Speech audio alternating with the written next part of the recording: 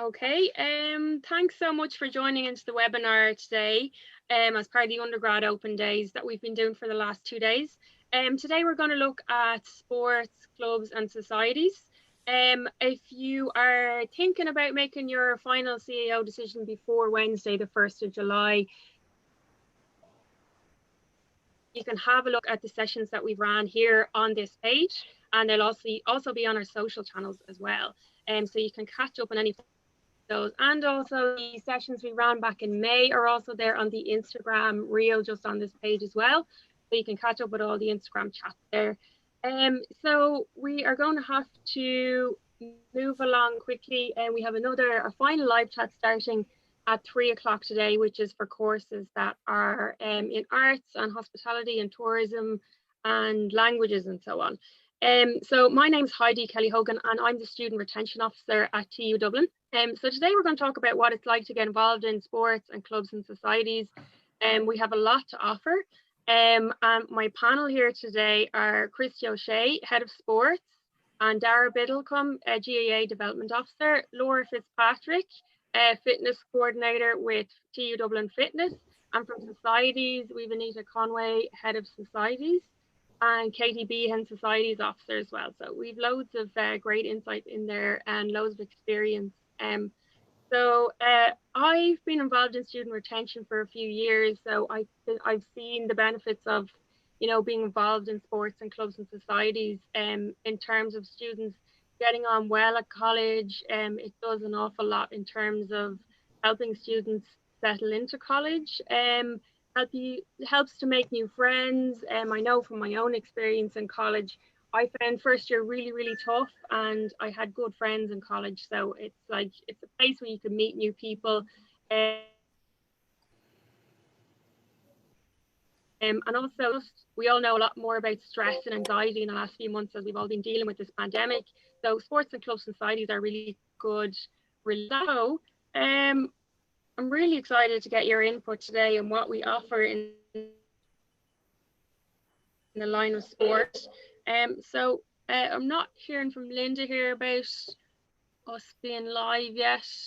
But we'll fire ahead anyway, because we really don't have long at this stage.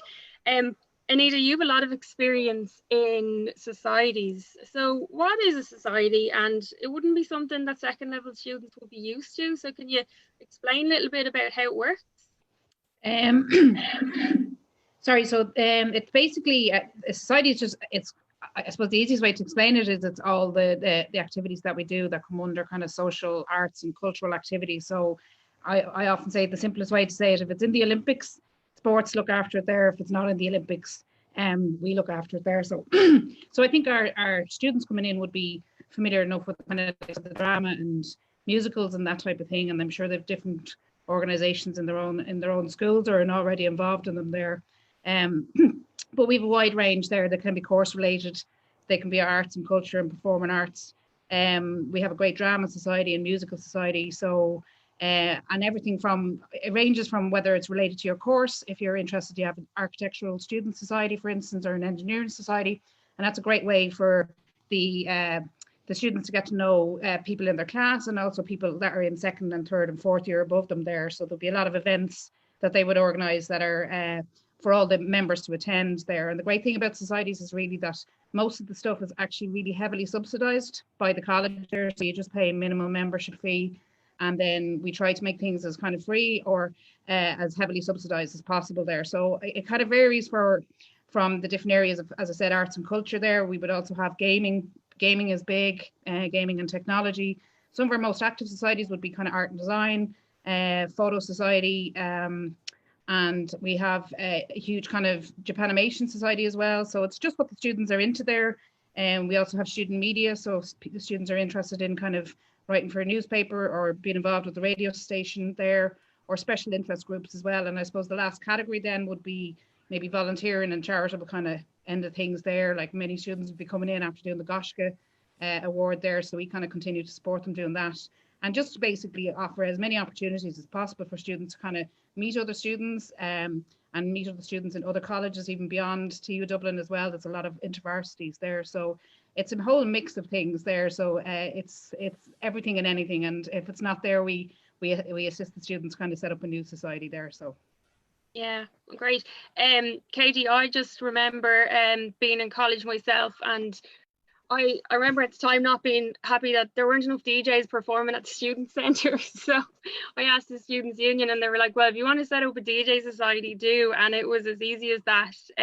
I got the music like I wanted to hear and budget to buy equipment, and then you just meet like-minded people. Is it that easy? Yeah, it really is that easy. My actual background before I worked in TU Dublin was the DJ Society when I studied there. So a great society to be involved in. But yeah, it's just, I met like some of my best friends now are from DJ Society, were into my course. We went down, it was a simple case of just really liking the music. And then this was a nice outlet in college to go and listen to the music. And then from there, learned how to actually DJ. So picked up the skills. From that, was able to do part-time work, doing gigs, if it was for the student union or other societies or external people who were looking for DJs.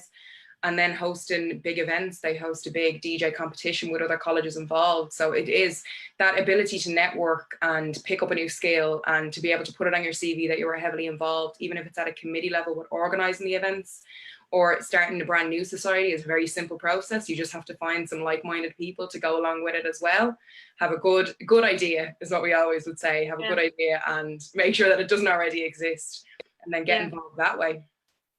It's such a good outlet from college life as well, because you know there can be quite a lot to get used to in first year, just kind of different types of assignments and different coursework and lectures rather than classes and stuff like that. So like to have an outlet outside of like academic stuff is brilliant. Christy, you're the head of sport, so I'm just thinking about students who might be playing sport at the moment in school, and they might also they might be wondering if they can continue that on. What's that going to be like in college? And also, like, what about people who want to start new things sports-wise? Yeah, that's probably a perfect segue in saying that it is an opportunity to try something new. Within TU Dublin Sport, we have many forms of getting active, and if it's something that you weren't able to do in school or in your local community, there's a fair chance that we'd have it here. So within TU Dublin Sport, we obviously have our clubs, a range of 40 clubs, so 40 different sports that you can participate in. So there's something for everybody, ranges from beginners, so from anybody that's new or wants to try something new, we cater for that, all the way up to the very high level of competition as well. So it's a great experience, clubs. It's a great opportunity to get involved, meet new people, try new things, and just give things a go. So there's a fantastic outlet, as you said, away from the books there to get involved. Aside from that, we have our TU Dublin Fitness as well, which looks after our gyms and our fitness classes, and just really getting engaged in physical activity and exercise. And Laura can kind of touch a little bit more on that as well. And then just in general, there's different activities that's more informal if you'd want to just not have that commitment to a club, or gym isn't your thing. There's also things like 5K runs or intramural kind of inter-class competitions that we would run as well in different sports. So there's definitely a lot of options there for students to get involved, get active, enjoy themselves, and just have fun. That's the main kind of motto that we have is get out there and just enjoy yourself and have fun. Yeah, okay, brilliant. Darragh, I don't know if you were watching Normal People, which everyone was watching, but we had Connell, and he was with his GAA club in Sligo, but there wasn't much evidence of him joining the GAA college club when he got to college. And then sure, there were complaints to Joe Duffy and all about his behaviours. Maybe he should have joined the club. But you're the GAA Development Officer, so look, what does that mean? Like, what does your work involve? Oh, well, it's just basically what we do here is through the GAA office is we just provide a pathway and program for all the new incoming students and existing students that are in the college. So I suppose our big emphasis would be really on getting everyone playing, getting everyone active at whatever level they come in at. So you're going to get students who haven't played in a long time, or who are just just want to take it up for the first time. So we run like a GA for all program that's targeted at students at that level. And I think this year we were talking about obviously trying to get a kind of social rounders program off the ground. So it's more just about having a bit of fun, getting out, getting to meet students, getting to meet other people in your class, getting to make new friends that you normally wouldn't. And then obviously outside of that, I mean, at the minute we're with TU Dublin has come into being, and we are now the biggest third level GAA college, I think, in the country with we've 25 different programs across all levels. So we've elite programming at Sigerson, Fitzgibbon, but I suppose more importantly to the students coming in, we've got a comprehensive fresher football and hurling and camogie and ladies football program as well, particularly targeted at first years. Again, we've A, B, C, so whatever level they're interested in playing at, we would have a pathway for them. But I suppose with everything's going on, we're just so excited really just to see that there's a pathway back at the minute. And everyone is waiting with bated breath. I think the All-Ireland Championship Series they're talking about, that's going to come out tomorrow, the format for that and how that's going to work. So we're massively excited to be trying to see that there's a roadmap back, and really looking forward to the new students coming on board in September, you know. So there's 25 individual GAA programs within that. That's brilliant. Laura, you're working more on the fitness and gym side of things. And I see you were offering like online gym classes like in the last few months because it was the only option. Like, how did they go for you? And like, how do you see kind of like physical fitness helping people through like stressful times, that kind of thing? Yeah, it's been definitely a change for everyone, but I feel like everyone has adapted quite well. I suppose it's probably opened up a sense that maybe students realise if they're going to be studying from home a little bit more, that they will be able to still interact and get active as well online. So we've been delivering classes to our student staff online, and it's been a good way to interact because we've kept them at small numbers. And that's been the key thing, is that we want to make people feel, just get involved. It's not an intimidating atmosphere. We want you to feel comfortable. If it's something that you've always wanted to learn, if you wanted to learn how to lift weights properly, we want to be able to show them and create that experience that please come in and join us in the gyms when we're reopening. It's exciting, it's new, and it's a nice atmosphere for them to come into.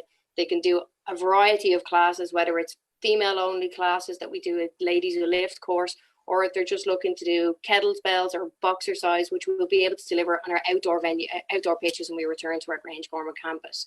So they're a great way to vent frustrations or just de-stress from the college life. We all know we're there for your academic reasons, but these are the things that are really good for up here and for in here as well, just to keep ourselves healthy and hopefully improve their grades as well if they're doing it. Yeah, I'll just go back to you, Anita, because I know we do something as part of societies which is really important, and it's called student volunteering. Would you be able to tell us a bit more about it?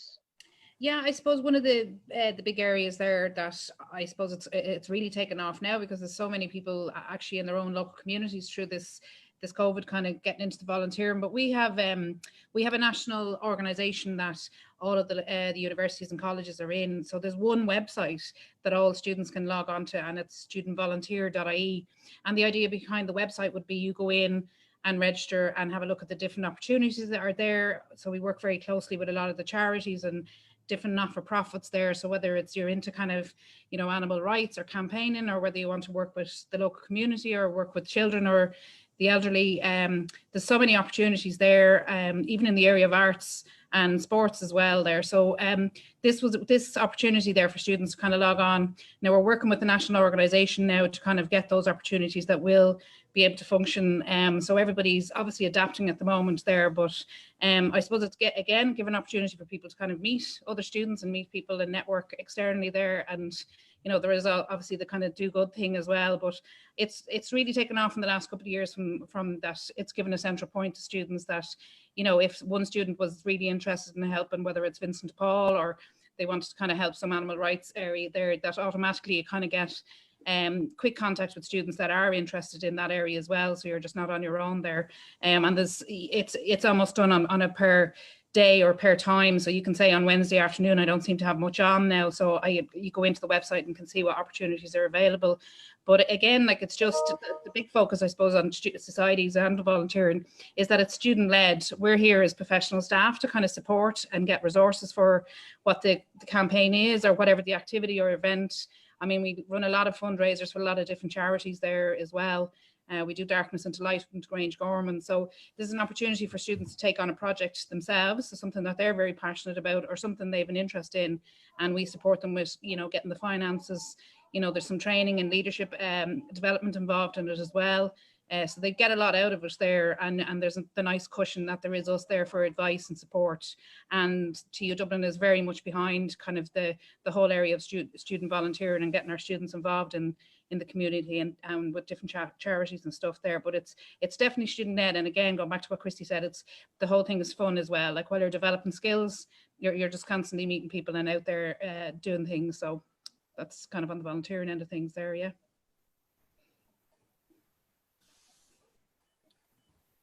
We lost her. Keep talking. Oh, we've lost our host.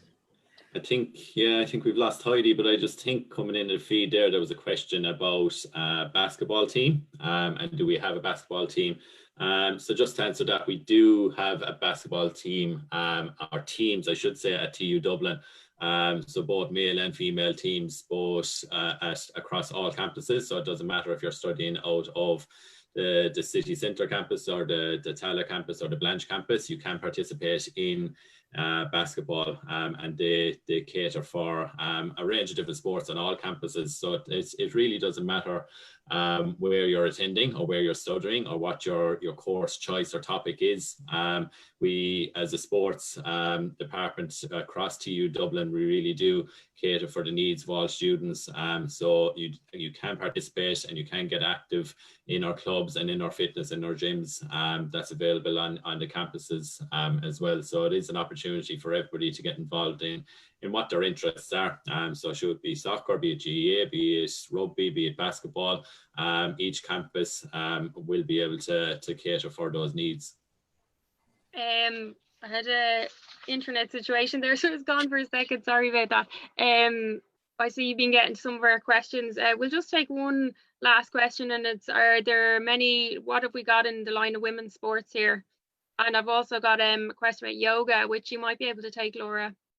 Yeah, we do. There is a yoga group, and there'll be yoga classes, and they're around all the campuses at the moment. So around Bolton Street, Grange Gorman, Ainger Street, and they're all available to view any of the times for classes or clubs on our social media. So TU Dublin Sport, CC, so you can be able to have a look on the Instagram. It's the easiest way to be able to view things, see what clubs are there and see the times for yoga. They'll all be returning when we reopen. Lovely, thanks, Laura. Do you want to take the question there on women's sport, Christy? Yeah. I know we're running out of time, but we're very strong in female participation within TU Dublin Sport. It's something that we really try to encourage among the female student base, to try and get everybody as active as possible. There was a great initiative this year, which was 20 for 20, which was really to try and highlight female participation in sport and get it more recognised within the different platforms, both in the media, but trying to get the female involved in sports in many different ways as well. And I'm sure Darragh can touch on our GAA club, for example, has so many outlets for females to participate on. I think we'll have to, I'm sorry, Darragh, I think we'll have to leave there. We have another event running at 3, so we'll have to go. And I'd just like to thank you so much for your time. I know we're all busy doing our jobs and reinventing them for the pandemic as well. So really appreciate it. And these will be available for you to watch, and we'll get around to more of your questions throughout the day. So thank you to everyone for joining as well. Thank you. Thanks, Heidi. Cheers. Thanks, Heidi. Bye-bye.